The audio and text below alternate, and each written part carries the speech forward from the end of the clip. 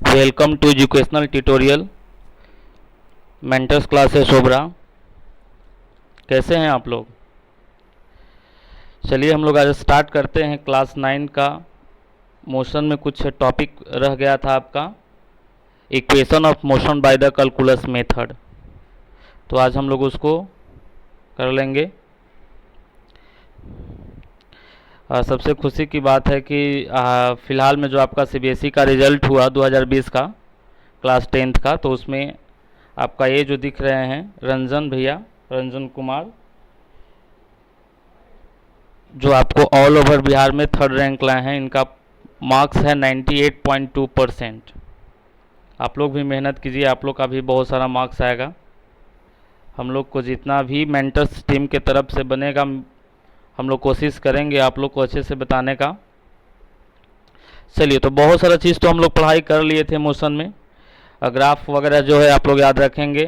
बाकी equation of motion का जो मैथमेटिकल मेथड से बताया गया है और जो ग्राफिकल मेथड से बताया गया है, वो चीज़ भी आप लोग याद रखेंगे। हम लोग फाइनली पढ़ने जा रहे थे equation of motion by the calculus method. तो इसमें कुछ टॉपिक आपको इंस्टैन्टेनियस वेलोसिटी और एक्सेलरेशन के बारे में बताया गया है क्लासरूम में। तो डिफरेंशिएशन और इंटीग्रेशन का फार्मूला फिर से आप लोग रिपीट कर लेंगे, मेमोराइज कर लीजिए, क्योंकि वो आपको याद रखना बहुत ज़रूरी है। इंस्टैन्टेनियस एक्सेलरेशन और वेलोसिटी का फार्मूला देख लीजिए। इंस्टैन्टेनियस वेलोसिटी का फार्मूला हो जाता है dv by ds by dt, यानी हम लोग डिस्टेंस जो इक्वेशन के फॉर्म में दे रखा है विथ रिस्पेक्ट टू टाइम, उसको टाइम के रिस्पेक्ट में जब डिफ्रेंशिएट कर देते हैं तो हमें क्या मिलेगा? वेलोसिटी मिलेगा।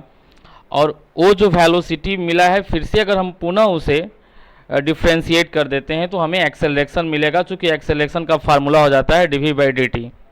यानी जब हम वेलोसिटी को फिर से टाइम के रिस्पेक्ट में डिफ्रेंशिएट कर देंगे तो हमें क्या मिलने वाला है? एक्सेलरेशन।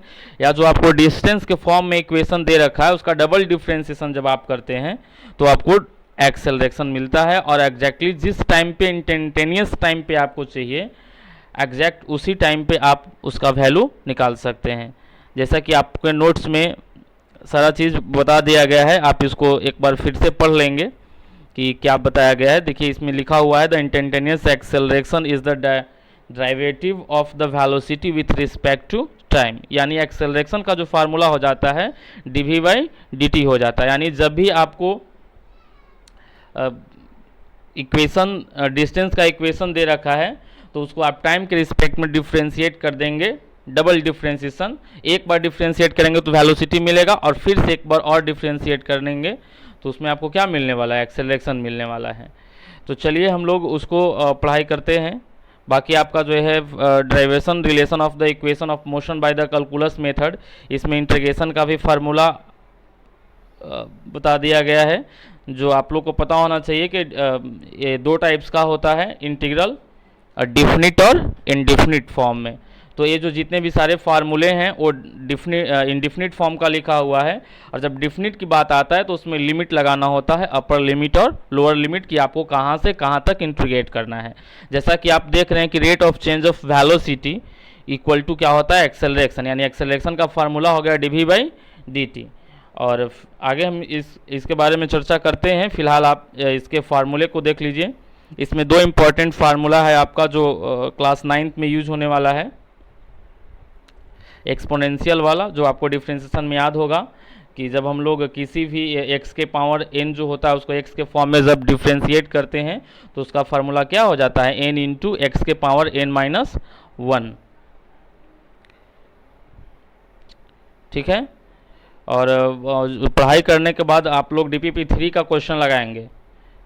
इसमें कुछ कम ही क्वेश्चन सेट किया गया है, बट जो नया वाला जो अपलोड होगा टेलीग्राम पे, तो उसमें आपको बहुत सारा क्वेश्चन रहेगा, तो आप उसको सोल्व करेंगे।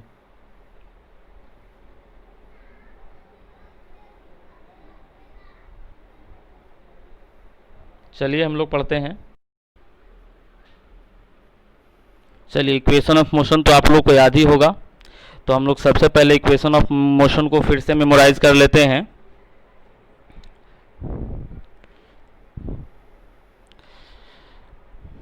चलिए देखिए यहाँ पे स्क्रीन पे आपको दिखाई दे रहा है कि v equal to u plus a t, s equal to a t plus half a t square और v square equal to a square plus 2as।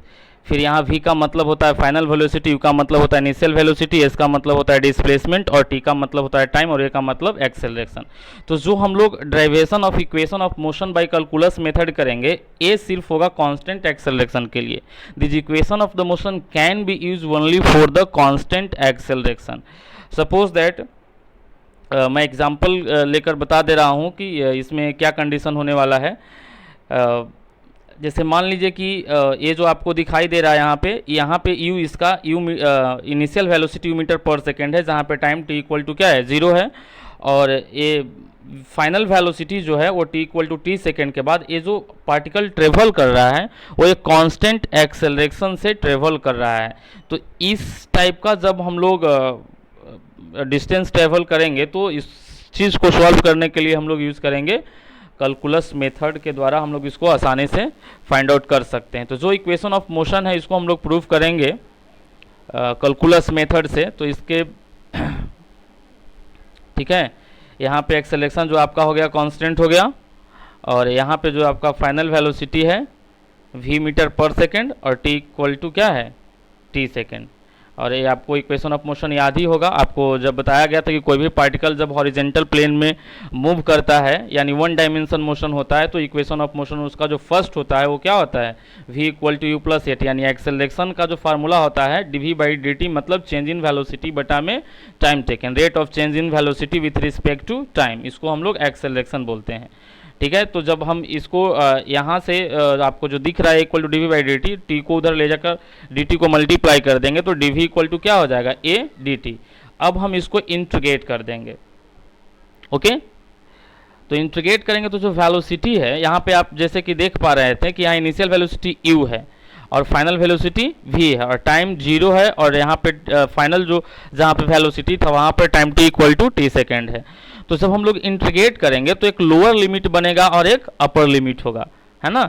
तो यहाँ पे जब हम लोग dv equal to integration of a dt है तो ये इसका लोअर लिमिट u हो जाएगा और अपर जो लिमिट है वो v हो जाएगा यानी फाइनल वेलोसिटी, और यहाँ पे टाइम जो है t इक्वल टू 0 जो है वो आपका लोअर लिमिट हो गया, और वहाँ पे टाइम जो शो कर रहा है आपको दिखाया जा रहा है वो आपका अपर लिमिट है। ठीक है, और इंटीग्रेशन में एक चीज़ आप लोग को पता होना चाहिए कि जो कांस्टेंट वैल्यू होता है उसको हम लोग इंटीग्रेशन से बाहर कर देते हैं और फिर हम लोग इसको इंटीग्रेट करेंगे। तो यहाँ पर आपको फार्मूला पहले बताया गया था कि यदि सिर्फ जिसके रिस्पेक्ट में करें और कुछ नहीं है तो उसका इंटीग्रेशन v होता है, और ये कांस्टेंट है बाहर निकल गया तो सिर्फ dt का इंटीग्रेशन t हो जाएगा, और अपर लिमिट 0 है और जो आपका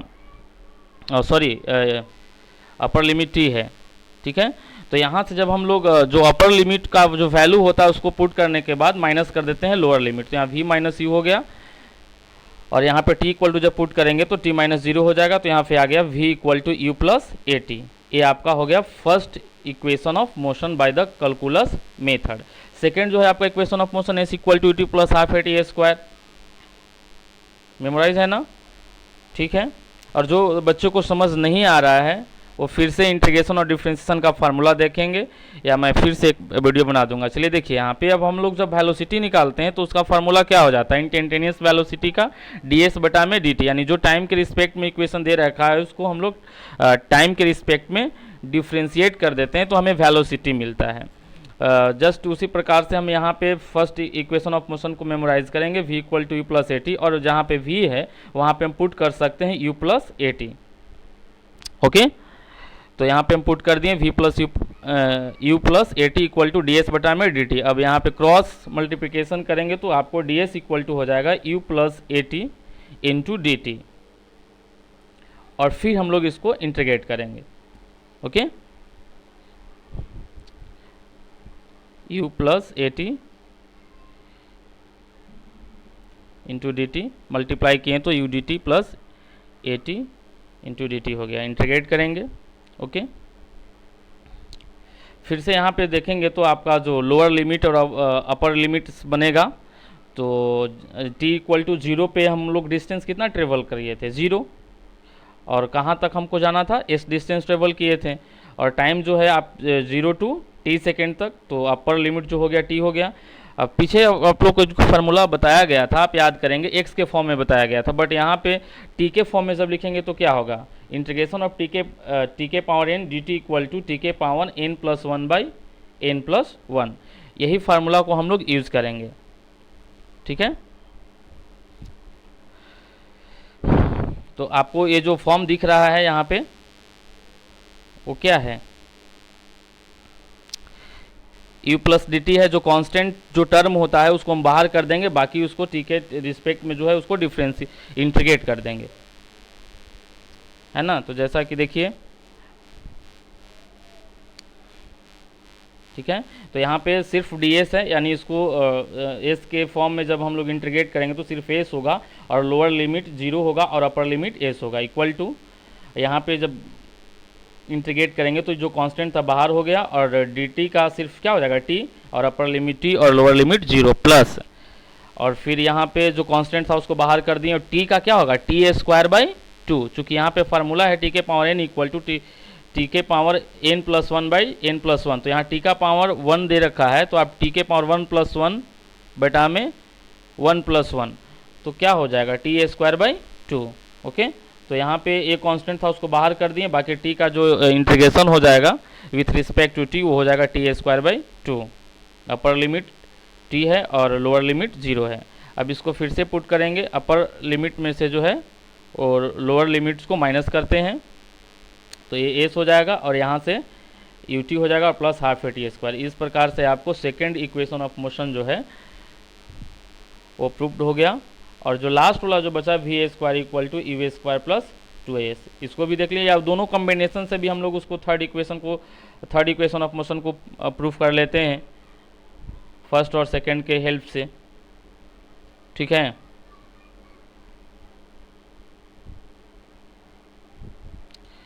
चलिए देखते हैं। v इक्वल टू आपका जो हो गया वहाँ पे ds बटा में dt,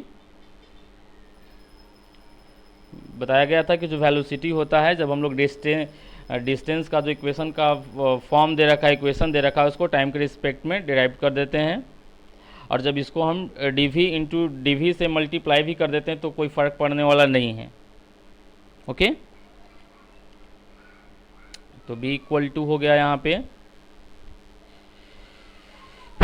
ds बटा में dv लिख सकते हैं और dv बटा में dt, जो कि a आपका क्या बनने वाला है, dv बटा में dt एक्सेलेरेशन बन जाएगा। एक्सेलेरेशन कब आता है हमें, जब वेलोसिटी को हम लोग टाइम के रिस्पेक्ट में डिफ्रेंशिएट करते हैं। ठीक है, चलिए ओके, तो v इक्वल टू ds बटा में dv इंटू a, और फिर इसको क्रॉस मल्टीप्लाई कर देंगे तो v into d v equal to a into d s. अब फिर इसको इंटीग्रेट करेंगे, फिर से लिमिट लगाएंगे 0, यहाँ पे हो जाएगा वेलोसिटी में इनिशियल और फाइनल, तो u और v, और यहाँ पे हो जाएगा 0 से s डिस्टेंस हम लोगों ने ट्रेवल किया है t टाइम में। तो जो कांस्टेंट था उसको हम लोग इंटीग्रेशन से बाहर कर देते हैं, और फिर v जिसे उस वहाँ पे t था वहाँ पे यहाँ पे v है, तो इसका जब इंटीग्रेशन करेंगे तो v स्क्वायर बाई 2 होगा, और जो अपर लिमिट है वो v है और लोअर लिमिट u है। यहाँ पे एक कांस्टेंट था इसको बाहर किए, और ds का सिर्फ इंटीग्रेशन क्या होता है s, और अपर लिमिट जो है वो s है और लोअर लिमिट 0 है। फिर जब इसको हम अपर लिमिट को पुट करेंगे वहाँ पे और लोअर लिमिट को वैल्यू पुट करने के बाद माइनस करेंगे, तो यहाँ हो जाएगा v square by 2 minus u square by 2 equal to, इसका जो वैल्यू जब हम पुट करेंगे तो क्या हो जाएगा एस, तो यहाँ से 2 कॉमन लेने के बाद या आप एलसीएम लेने के बाद उसको 2 उधर से मल्टीप्लाई कर देंगे तो आगे आपका v square equal to a square plus 2s। इस प्रकार से हम लोग थर्ड इक्वेशन ऑफ मोशन को भी प्रूफ कर दिए। ओके, तो जो बच्चों को समझ नहीं आया है वो पहले डिफरेंशिएशन और इंटीग्रेशन का फार्मूला देखेंगे, और जो फिर भी